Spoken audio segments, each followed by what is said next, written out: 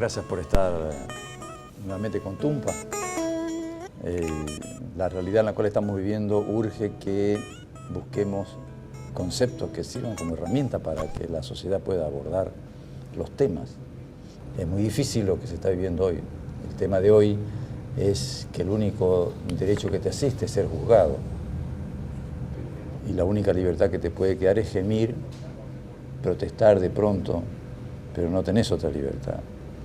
Este derecho poco a poco se ha ido adueñando de los espacios de la sociedad, que te va dejando sin significación, y el único derecho que vas teniendo seguro es ser juzgado. Para ello hemos invitado a José María Velasco para que conversemos, y te agradezco, obviamente, te invito a que te quedes con nosotros unos minutos. Gracias, José María. Muchas gracias. Después de un viaje a España estás por acá. Sí, ya hemos vuelto después de 3 meses por España en el verano, allí, aquí el invierno. 3 meses estuviste por allá. Sí, 3 meses. Junio, julio y agosto. Qué bueno. Sí, ¿qué te parece el título del tema? Bueno, el título del tema es sugerente, ¿no? Es decir, cuando menos sugerente porque efectivamente habla de algo que es una realidad, es decir, pasamos de la teoría a la práctica, ¿no? La realidad es que el derecho es ser juzgado. El resultado no se sabe, impredecible. En todo caso, es un resultado que va a originar siempre, por sistema, además es una cuestión, va a originar la libertad de gemir. O sea, es más, hay un dicho en el mundo jurídico que hay una maldición que dice pleitos tengas y los ganes. Quiere decirse que si ya ganando es una desgracia, imagínate perdiendo, ¿no? Es decir, ese sería un poco ese es un adagio clásico de la literatura jurídica dentro de esto que es la justicia en valor absoluto y que es el derecho a ser juzgado como un derecho, como dice, inalienable. Ese es inalienable. ¿Cómo una sociedad puede caer como o de golpe en que, porque en el caso de Alemania el ser juzgado, ya sea mediante juez o porque alguien lo decidía, pero estaba siendo juzgado dónde vas a ir.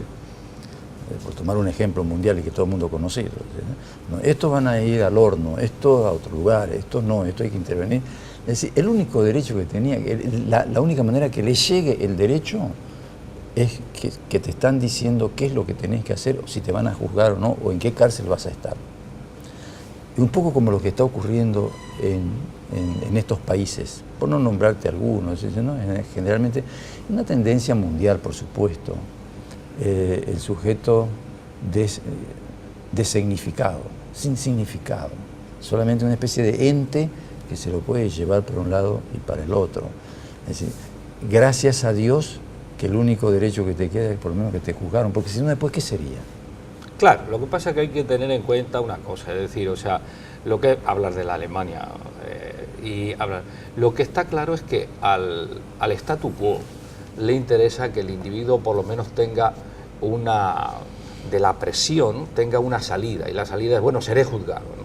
Siempre con la ansiedad, con el criterio, con la ilusión de ser juzgado adecuadamente, pero en todo caso lo que al individuo le hace que tenga ese pequeño respiro es que va a ser juzgado, es decir, o sea, y a eso le dice, bueno, uno es inocente mientras no se demuestre lo contrario. Bien, eso alimenta el alma y alimenta, digamos, podríamos decir que es el orden, el statu quo. Esa es la razón de ser por la que el paradigma del juzgado es aquello de...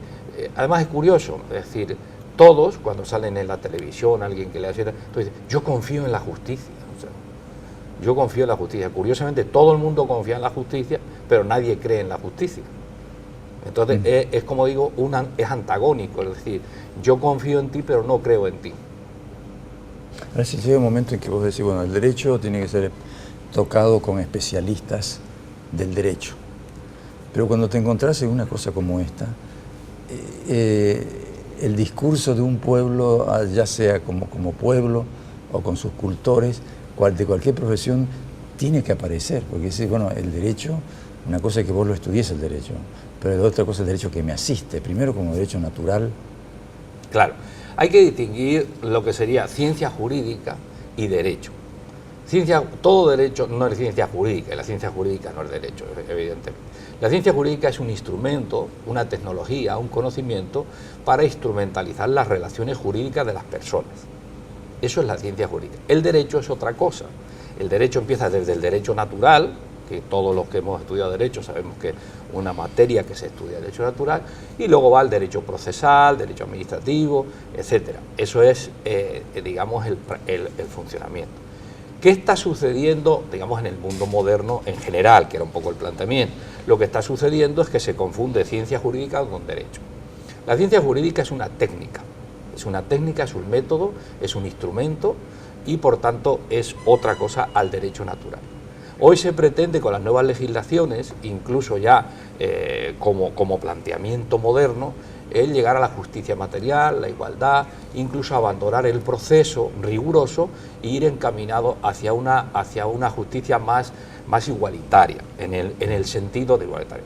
Lo que antes era la verdad judicial, hoy debe ser la verdad material. Evidentemente, eso es una teoría que se persigue hace tiempo y que está correcta. El problema es la forma de administrar esa verdad. Ahora, te pregunto sobre... Hay una sociedad que vos le quitas el derecho de golpe, como una invasión, o como 2/3, si vos querés, en cualquiera de las cámaras legislativas, como en todo. Pero después hay otras sociedades que van entrando de a poco, insensiblemente, en una cultura de pérdida de su significación como sociedad. ¿Vos creés que en este momento, en qué nivel estamos en Sudamérica, y más puntualizando algunos países? Bueno, lo que pasa es que, vamos a ver, primero, el 2/3, la mayoría, etcétera, son reglas del juego, es decir, o sea, son rayar cancha. Hemos rayado la cancha y hemos acordado que por 2/3 hacemos esto, hacemos lo otro, es la democracia. O sea, entonces es el instrumento que nos hemos dado. ¿Por qué va cayendo ese esquema social? Porque se va trasladando de una democracia directa a una democracia representativa.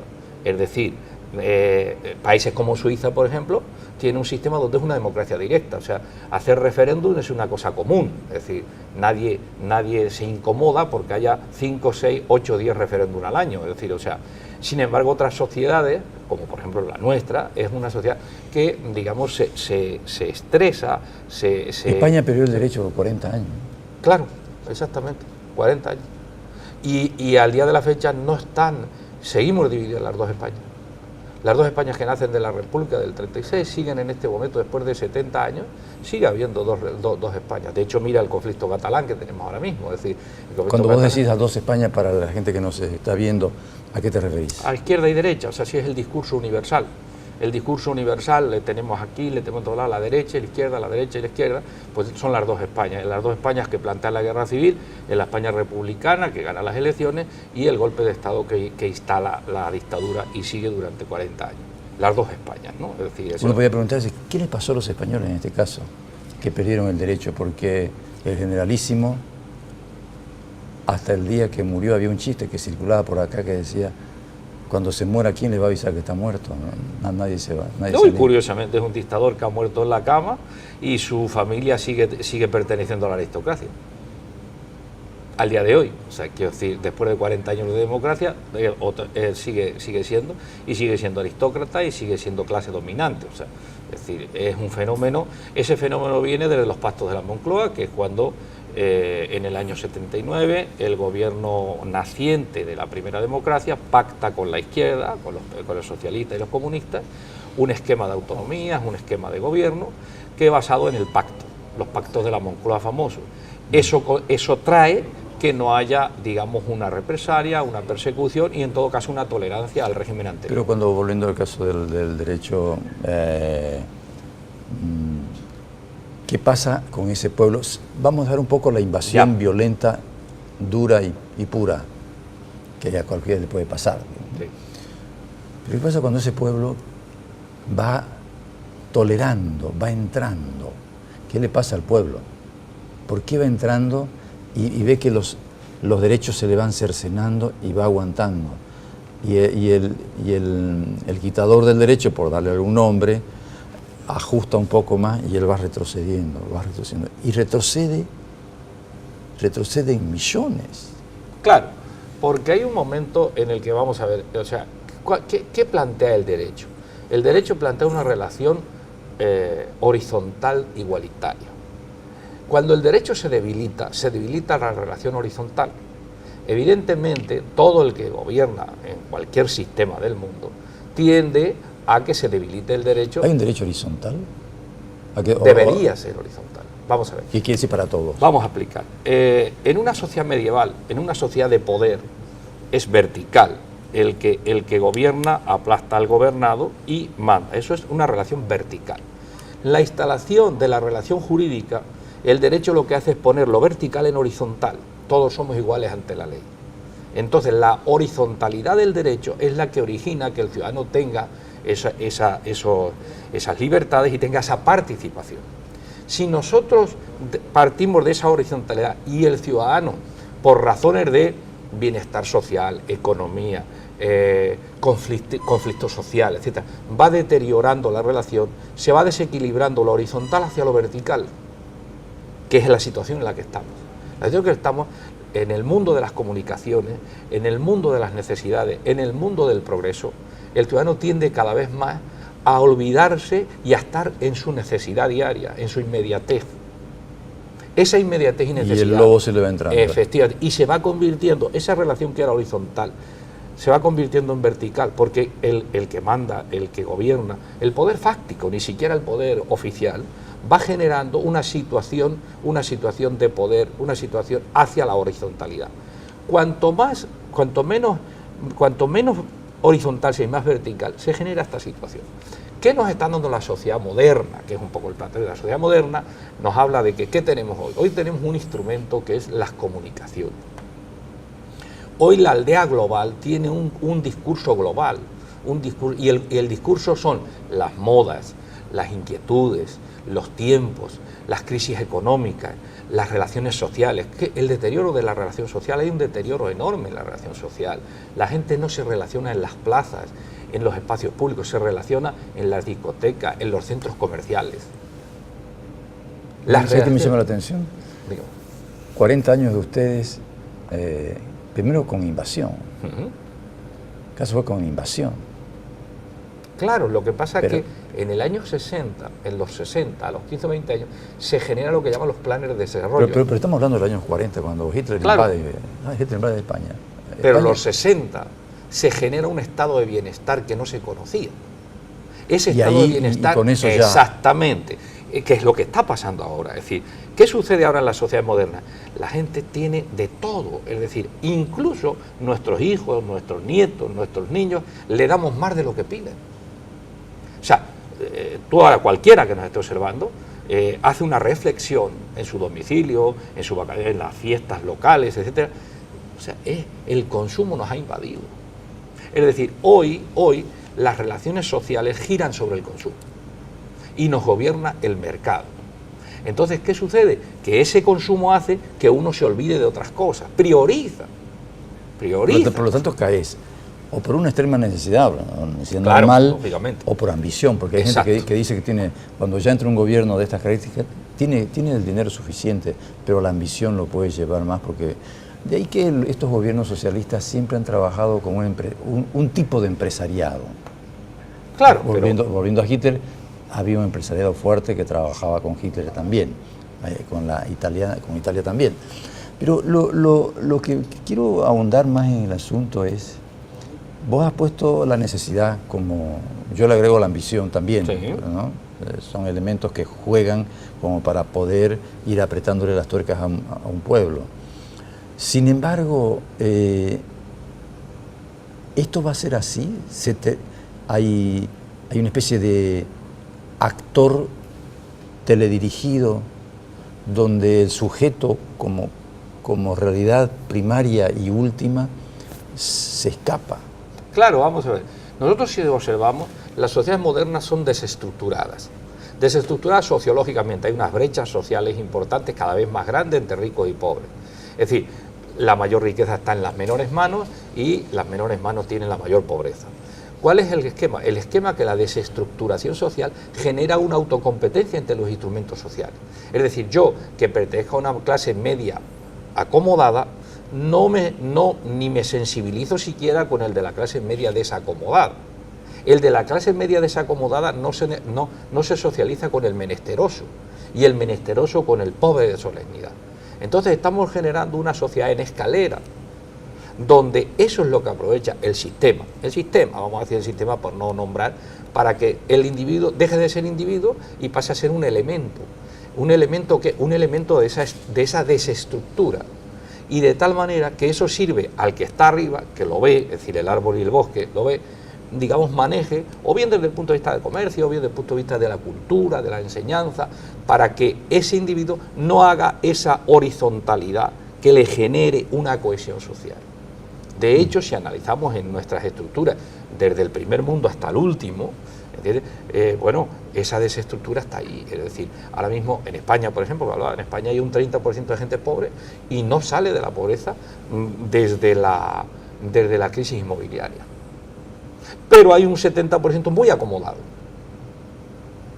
Ese 70% tan acomodado le ignora al 30% desacomodado.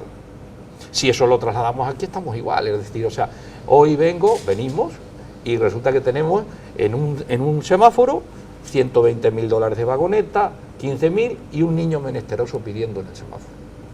Esa es la desestructuración. Pero todos ellos tienen una cosa en común: la justicia nos protege. ¿Qué justicia? ¿La justicia de la ciencia jurídica, el instrumento, la técnica, o la justicia del derecho natural? Se apela al derecho natural, ya no le queda otra. Claro. Como decía San Agustín. Pero es una entelequia. Como decía San Agustín, que el derecho natural es Dios actuando en la naturaleza, en el hombre ya como natural. No te queda otra ya. Claro. Te dice, yo se lo dejo a Dios. Claro. Ya le sacó la casa, no pudo pagar, quedó, no interesa cómo, no le dieron los plazos necesarios, no sé, por nombrar algo. Claro, o incluso estamos viendo más, es decir, estamos comparando situaciones judiciales con situaciones extremas, como uno ya se encomienda a la providencia, es decir, o sea, ni siquiera ya sabe qué es la providencia, pero a la providencia. ¿Por qué? Porque apela, después del fracaso, después de la estructura, después del desierto, te queda solo la fe y la esperanza. No hay más. Esa fe y esperanza es la que retroalimenta la razón de ser y la que retroalimenta el sistema. Claro, ¿qué sucede? Que el sistema, ¿quién maneja el sistema? El que está en el poder. No necesariamente, insisto, el poder político.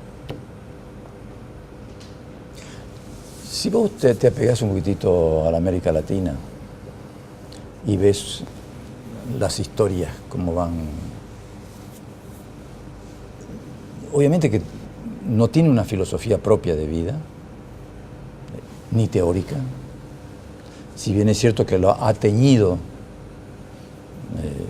todo lo que se trajo de Europa, no ha podido todavía armarse dos elementos fundamentales, que es el derecho como carne propia y un pensamiento propio de filosofía de vida. Todavía no podemos. Todo es de Europa. Lo que pasa es que hay algo importante, ya lo hemos hablado en alguna ocasión, y es la educación. Es decir, o sea, evidentemente el individuo tiene que tener herramientas para pensar, instrumentos de pensamiento. Pero de hecho lo hay en 200 y pico de años de independencias. Hay institutos, universidades ya, por lo menos en algunos países, pero claro, lo que pasa es que tendríamos que ver qué proporción de presupuesto del Estado le dedicamos a la educación y qué proporción a otras cosas. Cuando la educación, cuando la justicia, cuando los derechos fundamentales tienen un presupuesto por debajo del 10 o el 15% del PIB nacional, evidentemente no estamos esforzándonos en eso, estamos en otra. Entonces ese es el problema. Pero me gustaría por qué, me están haciendo señas para un corte, pero me gustaría ver, pero por qué no se le está. Vos me estás describiendo claro, estamos un efecto. Exacto. Pero me gustaría cuál sería la raíz de esto. ¿Cuál sería la raíz? Me estás mirando así como diciendo qué quiere saber, pero bueno, no. Al volver ya estamos con ustedes. No.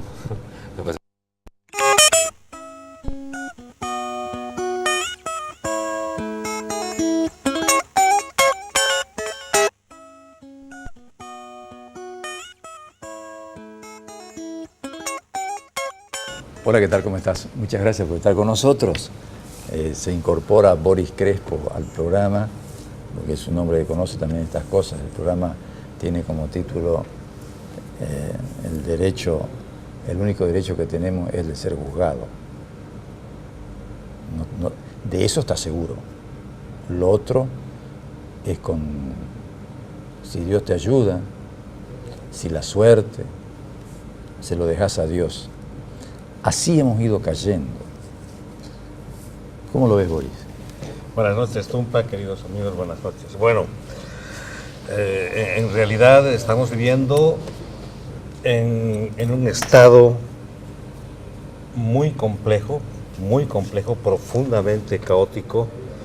Estos últimos años a nivel global, es decir, en todo el sistema de la vida humana en el planeta, están habiendo pues instancias y elementos que están cuestionando la línea y el espacio por donde los seres humanos, a través de nuestras instituciones políticas, nuestras instituciones, vamos a llamarle gobernativas, están atravesando.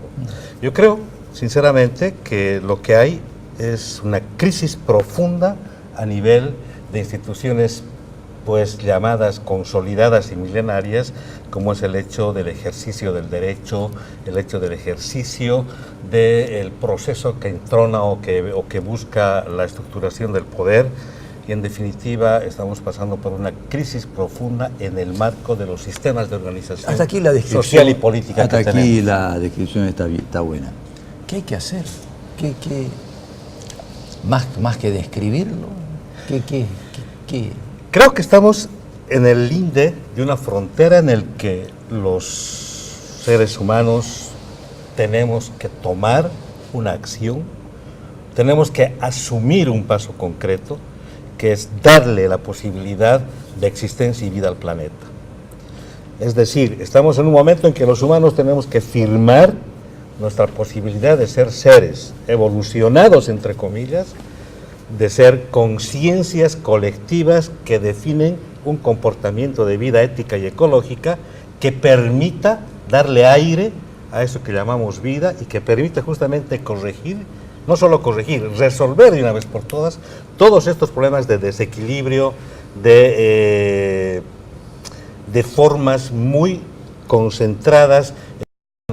Es decir, el poder definitivamente está corrompiendo el alma del ser humano y es el cáncer que está contaminando absolutamente todo. Allá por donde los humanos vamos y donde queremos definir a través de nuestras instituciones conocimiento, ciencia y todo lo demás, ciencia social, ciencia dura y todo lo demás, estructuras de organización social que van por la forma de cómo vamos a distribuir el poder o qué vamos a hacer con esta cosa o concepto que se llama el poder, en el hecho fáctico es el elemento que está contaminando y que está deshaciendo la conciencia y que nos está llevando a serios riesgos de destrucción y de alejamiento de lo que puede llamarse vida del planeta Tierra. José María, tratado así, agarrando lo que nos dice Boris, el derecho se transforma en una ficción y el individuo también. Por ejemplo, tomemos el caso de Maduro, por tomar un país al azar. Él solo dice vamos a hacer una constituyente. Claro. Dado que ya había todo elegido, es imposible, no le compete a él, sería el pueblo, un referéndum. Es decir, de ese ejemplo en todo Sudamérica, por no salirnos de este subcontinente. Claro. Eso el individuo es una ficción, si ya el derecho lo es. El derecho de individuo es lo mismo. Claro, lo que pasa es que volvemos a lo que decíamos ¿A dónde antes. volvemos? Volvemos a lo que hemos dicho antes, es decir, se está confundiendo o identificando el derecho desde el punto de vista abstracto, como derecho, de la ciencia jurídica o los instrumentos jurídicos. Era lo que ha dicho el compañero antes, es decir, el debate está en cuáles son los instrumentos para canalizar el poder. Es decir, si resulta que hacemos del instrumento lo principal, ¿qué está sucediendo en general en el caso que hablas y en algún otro más?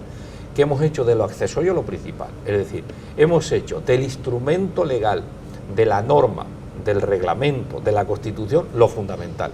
cuando eso debía ser un instrumento de lo fundamental que es el derecho.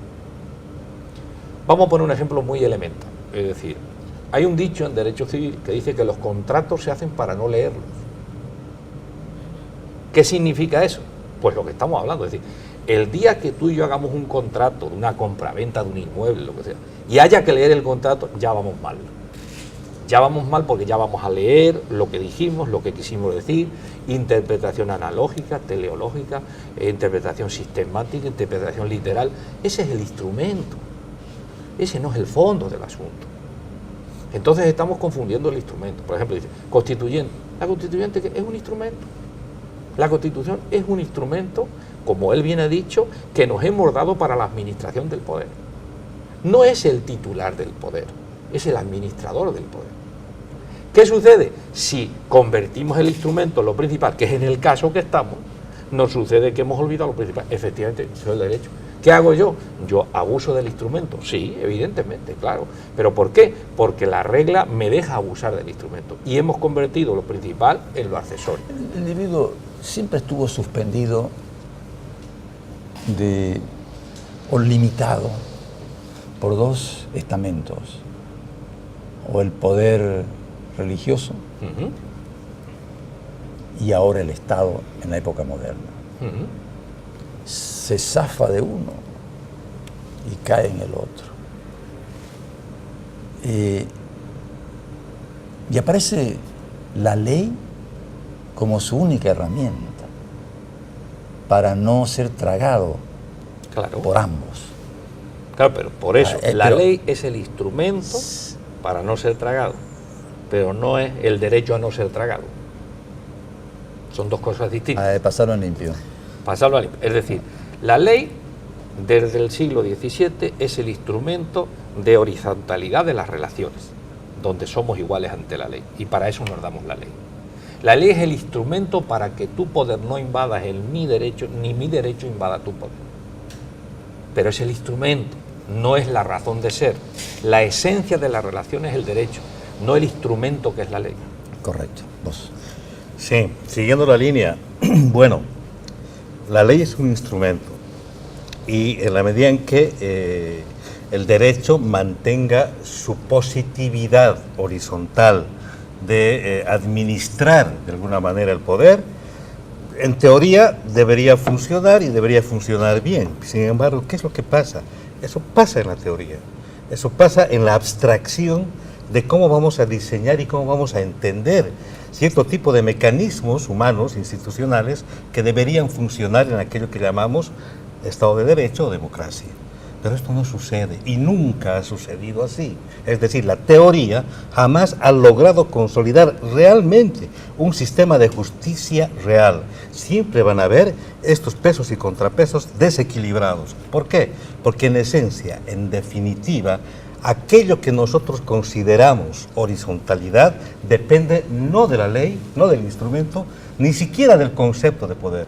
Depende de la conciencia humana. Y esta conciencia, que puede ser una conciencia colectiva, que se defina evolucionada, que se defina no solamente racionalizada o positivizada, sino que se defina como una conciencia capaz de entender las legitimidades de todos en función de su propia legitimidad, no funciona así. ¿Qué es lo que está fallando? Lo que nos está fallando a los humanos es tener la capacidad de una vez por todas de diseñar conceptos, estructurar formas nuevas de desmantelar el poder y ver qué nos pasa con nuevas estructuras y formas de entendimiento de la vida. Esto parece realmente loco. Es loco e inentendible. Pero si no damos ese paso, si no damos ese paso... Claro que este programa va en castellano. Tumpa, querido, yo creo que si no damos ese paso, nos vamos a quedar repitiendo la historia de una y de otra manera. ¿Sabes qué me preocupa? Que si nosotros podemos hacer una excelente descripción y un excelente análisis, pero no le estamos dando herramientas para que este ser humano se libere. Porque la palabra es la herramienta que yo necesito para liberarme. Puedo estar sufriendo, pero no sé cómo zafarme. Y me parece, y me preocupa que los programas, incluyendo el mío, por supuesto, no demos las herramientas que está necesitando Y a mí me parece que el poder, como la palabra ficción, me lleva a pensar de que esto es la herramienta que si el sujeto se vive como un sujeto ficción, ni siquiera es sujeto, es un actor, porque él actúa un papel que le dan. No es el sujeto, el actor está en el centro del sistema, el sujeto está en la orilla, puede zafarse, puede ir a otros papeles. El actor no puede, interpreta exactamente el papel que le dan. Y creo que esta sociedad empieza a actuar un papel que se le ha venido dando de hace 1000 años, 500, 100, 10, 5, los años que vos querrás. Pero la mayor preocupación es que no sé si, me preocupa no tanto ya hacer excelentes análisis, sino qué palabra te sirve como para que vos puedas decir, pará, entre la ley es mía, la ley es mía. No es tuya. No solo hay una razón. Pero termino con esto. Y defiendo y magnifico la autoridad, pero no el poder. Claro. La autoridad es cultural, es una creación mía. El poder no. El poder es natural. Lo podés tener sin ser autoridad. Lo de moral. Muy moral. Hay dos cuestiones importantes. La primera cuestión es que desde la antigua Grecia solo había una manera de crecer, cambiar de clase social, que es la cultura y la educación. Podemos filosofar aquí hasta la saciedad, pero no vamos a ir a ningún sitio, porque todo esto que habla, es decir, es cierto, pero la sociedad, ¿qué es? La sociedad es la suma de los individuos, la sociedad no tiene entidad definida. Los individuos, si no tienen cultura, no tienen educación, no tienen instrumentos de criterio, de debate, de conocimiento, no van a poder llegar a nada de esto que estamos hablando. La Inglaterra de Cromwell, de los hombres, ¿acaso tenían todos conocimiento? No todos. Entonces no es tanto de que, porque si no se amparan en eso, también puede ser otra trampa eso, de que si no estamos todos universalizados y en universidades... No es ninguna trampa. Mi derecho es un derecho, por eso se habla de un derecho natural, hay leyes. Claro, lógicamente. Porque si esperamos a eso... Pero el debate de hoy no era derecho natural, era la justicia, el derecho a ser juzgado, que eso no es derecho natural, o sea, ni mucho menos. Sí, pero lo tenemos que ir ampliando para poder sostener. Creo yo que... No sé si me doy a entender, a ver, muy bien, pero y al punto. Un poquito provocado aquí por lo que acaba de decir el compañero. Está atorrante. No, porque pasa que he llegado tarde. ¿No? Uno quiere inconscientemente ponerse al día. Pero bueno, a ver, acá el compañero, de una manera muy contundente y clara, y además muy racional y lúcida, nos dice: el individuo es la suma de colectividades. Perfecto. Eso pasa en un positivismo clásico. Ahora, volquemos un momentito el segmento y tratemos de ensayar el siguiente principio. ¿Sí? El individuo es la suma de colectividades, o las colectividades son la suma de individuos. El individuo per se, ese ser humano de carne y hueso que piensa, dice el cogito ergo sum cartesiano, que me manifiesta frente a un posible otro en la medida en que el otro tenga su yo encerrado, no funciona ya. ¿De qué le va a servir esto Las a quien está viendo? Me pregunta qué herramienta vas a sacar de eso, porque si no... Sí. Aquí voy a terminar. Las colectividades definen los individuos. Por lo tanto, tenemos que de una vez por todas definir que el poder no es una abstracción.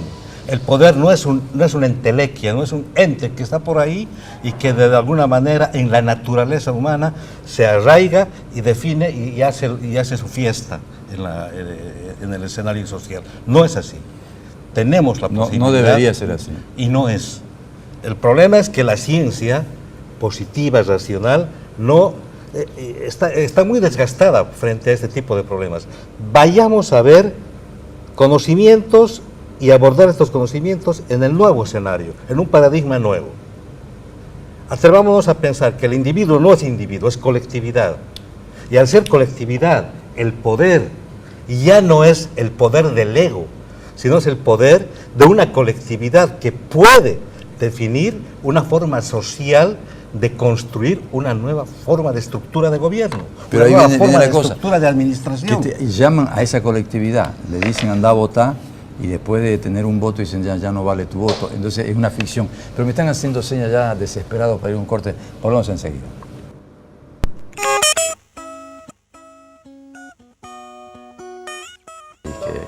Que ya las pasó. En España teníais. No sé, hola, estamos en Claro, el aire, ¿no? no, claro, Sí, ok. por supuesto. Estamos Sí, sí, conversando sí, acá en la con cadena. Sí, sí, José María Velasco y Boris Crespo de lo que significaría el derecho constitucional para todos, y resulta que... a ver, pero a mí me preocupa, me voy a quedar un poco frustrado porque no sé si hemos pulido alguna herramienta. Sigo insistiendo que si el individuo se vive como ficción, él mismo puede empezar a significarse, que distintos hechos donde se apega, él no es él, a él lo definen. Si va a un ente y dice, bueno, si está en un juicio tiene que pagar, si tiene que hacer por donde vaya, él no es, esto es una ficción, tiene que aguzar su intuición para ver cuánto le va a pagar al otro, y no solamente con los estados, sino que te subís a un taxi y el taxi, vamos a ver, dicen, acá no debe haber reloj, depende del gusto del taxista. Entonces el otro intuye que puede costar menos, es decir, todo está así, el individuo, el sujeto no es, y no tiene herramienta. Probablemente la palabra ficción, se me ocurre que le puedo dejar como un elemento, dice, vos sos una ficción, vos no sos vos. Desde el momento que tomás algo. Eso es como... ¿Por qué don Evo Morales movió, creo yo, a todo un pueblo, a, no sé, el 70% de la población, sí, 60 en el primer voto? Porque su movimiento se llamaba instrumento. O sea, este es un instrumento político, además político. Así es. ¿Y qué hacemos nosotros? No le damos un instrumento, no le damos herramientas. Este es un instrumento político para la liberación y la soberanía de los pueblos. Esto es una herramienta para mí. Con esto yo puedo empezar a pico y pala. Y así fue. Entonces me parece que esta sociedad cruceña, que en donde nos escuchan, donde nos están viendo, no tiene un instrumento, tiene quejosos, tiene ya palabras remanidas que no llegan al centro del sujeto. Claro, porque hemos creado una cultura de la metafísica de la presencia.